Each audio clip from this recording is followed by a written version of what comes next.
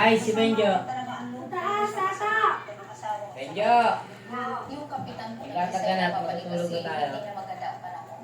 Delikado na po, lumalaki na po yung ano, kaya nag-decide na Ikatag siya ka na.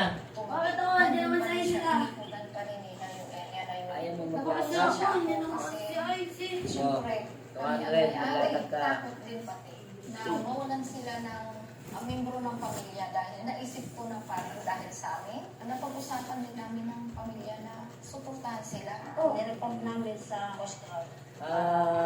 Ayos mo yung higa ni mama mo. Nasa isip ko po ng buhay ko po. Kung patay naman po yung isip ko, nagpaparamdam po sa akin. Ngunit lumipas ang mga linggo. 100. Ayos! Pakiilot mo sa gusto ng kamay ko. Pakiilot mo. Ayaw mo?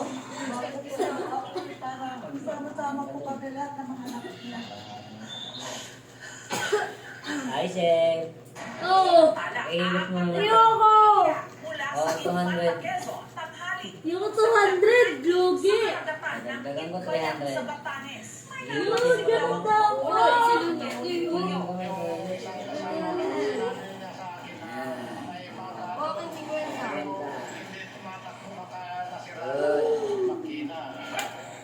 Easy money! Bye-bye! Pero laking gulat nila. Kuha mo ang tubig. Na ito. Tubig lang, hindi na ako. 100. Oh, latre! 100. Tubig. Ibudo ka pa pwede na. Tubig! Thank you. Nasaan pa nga sa... Ay! Kaya ko itong sigarilyo ko. Nasaan? Andon.